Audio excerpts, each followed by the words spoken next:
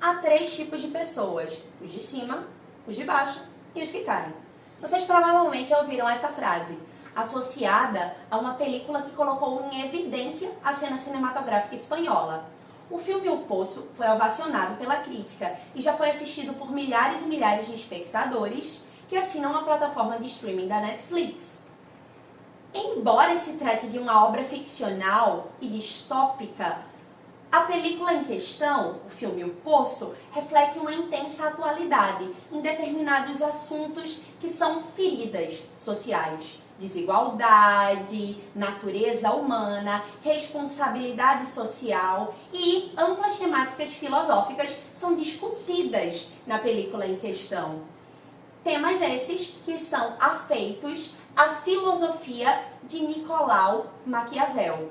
Também este pensador da ciência política moderna considerava que a sociedade estava dividida em 3 setores sociais. Esse é o tema da nossa aula de hoje. Sejam bem-vindos à nossa sala de aula virtual.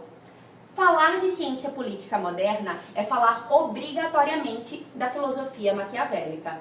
Nicolau Maquiavel desenvolveu suas ideias no contexto histórico renascentista, repudiando o pensamento medieval e atacando a subordinação da política à religião e o ideal de um governo com poderes ilimitados. Nicolau Maquiavel vai na contramão da filosofia, desde a antiguidade, que estava galgado sobre os ideais e sobre o vínculo direto com ética e justiça, passando pela filosofia medieval, que definia como princípio moral a religiosidade cristã, e até mesmo discordando da filosofia utopista, que idealizava as experiências de vida comum.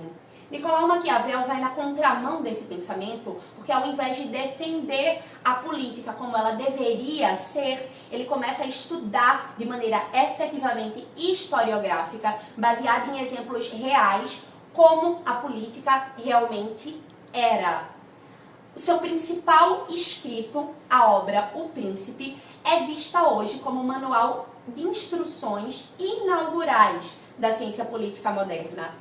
Escrito segundo relação de mecenato com a importante família renascentista italiana, dedicado à família dos Médici, O Príncipe de Maquiavel é um dos cânones da filosofia na atualidade.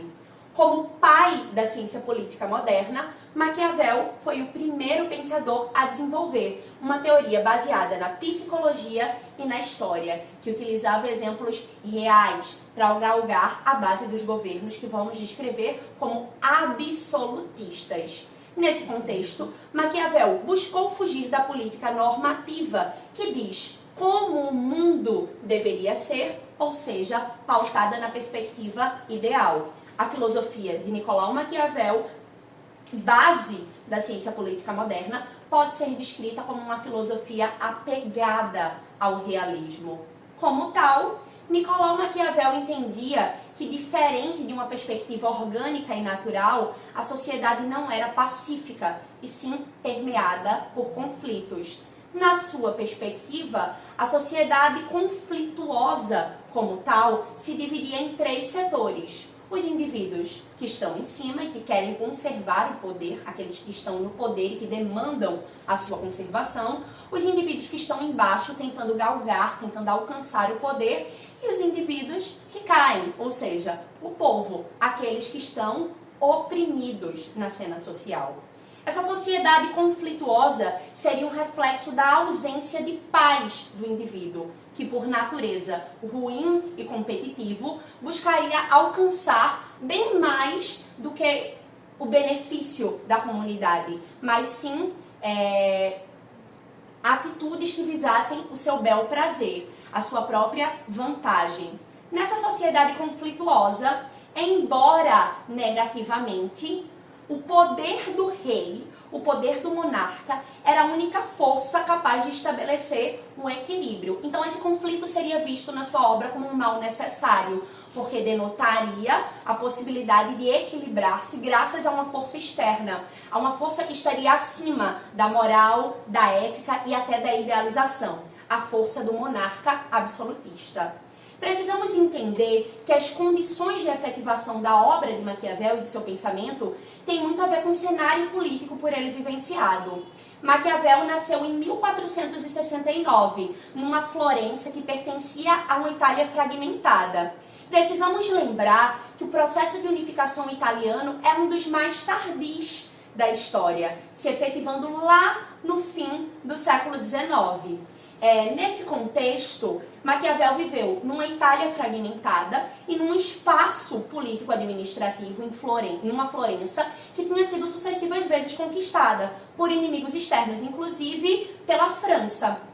A família Médici tinha sido retirada do poder por diversas vezes e Maquiavel pensou numa forma de munir os Médici da capacidade de se manter no poder, de conservar o poder e unificar a Itália ainda no século XV. Embora a sua ideia tenha sido trabalhada de maneira teórica, essa unificação italiana só vai acontecer muito tempo depois, lá no século XIX. Nicolau Maquiavel, nesse contexto, era filho de um cenário político de ampla desestruturação. Então ele vai defender o governo do príncipe como condição de existência de uma unidade social. Nesse contexto, o que vai caracterizar um bom príncipe não seria o fato de seguir as regras da moral ou da ética instituída.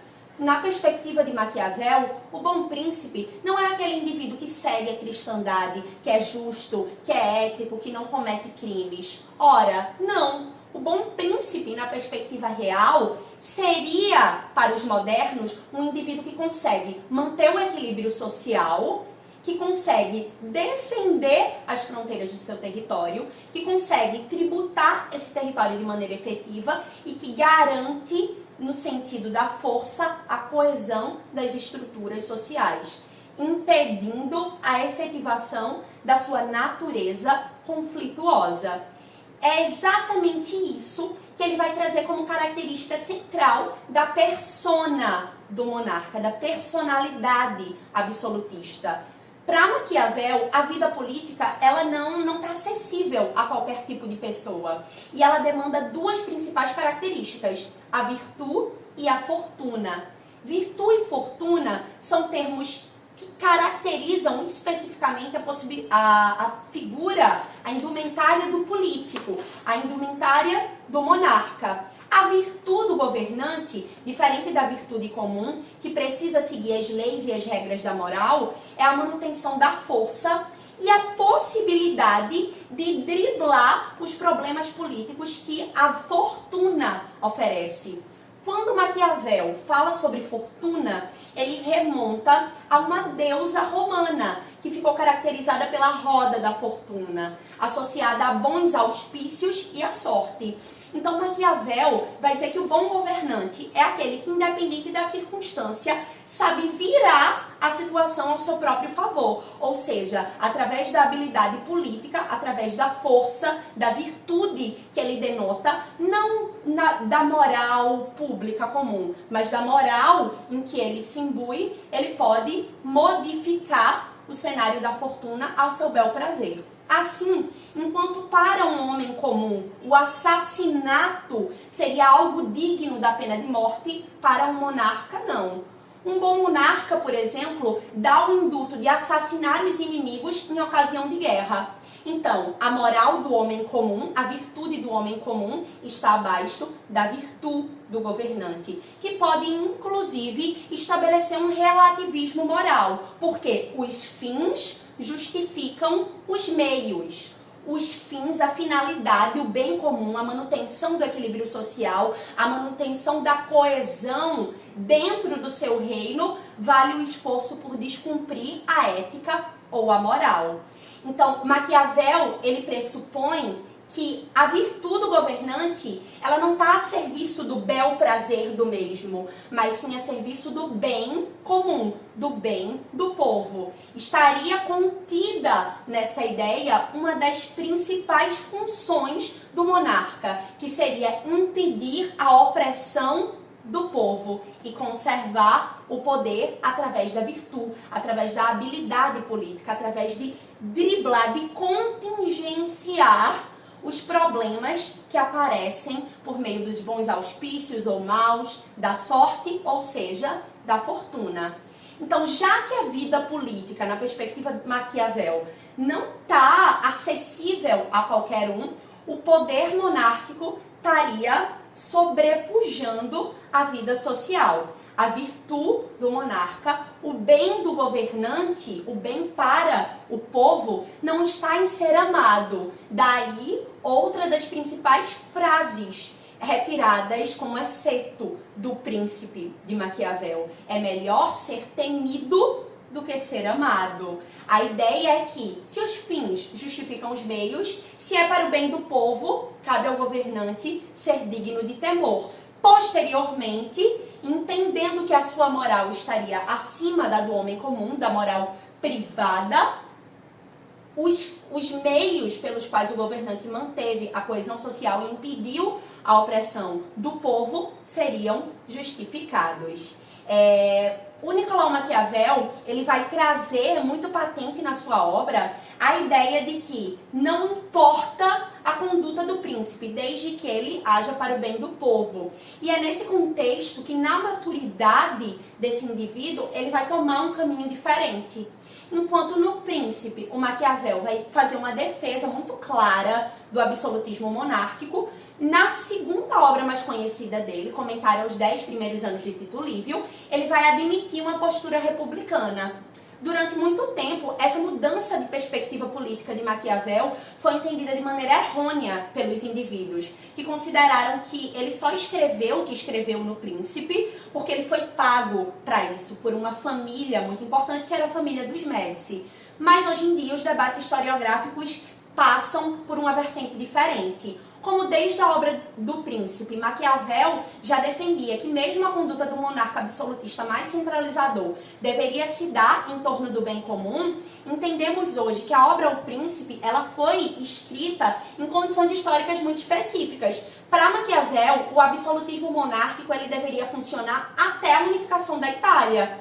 Posterior à unificação da Itália, com o sistema político rearranjado, organizado, o poder deveria ser entregue ao povo. Daí, nesse segundo livro, Maquiavel ter admitido uma postura republicana.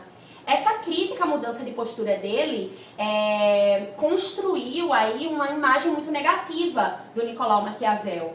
Tanto é que existe o adjetivo maquiavélico, que era utilizado para designar condutas imorais ou amorais. Mas distante desse pensamento, nós entendemos que a obra de Maquiavel ela passou por uma evolução e ela foi construída de acordo com condições histórico-políticas que permitiam esse tipo de discurso. O Príncipe, no contexto da unificação, da possível unificação italiana, que não se concretizou, que ficou só no ambiente da teoria, e após essa unificação, o poder deveria ser entregue ao povo, que realizaria, enfim, o bem comum. Por hoje é só, pessoal. Obrigada por me acompanharem até o fim e até o próximo encontro.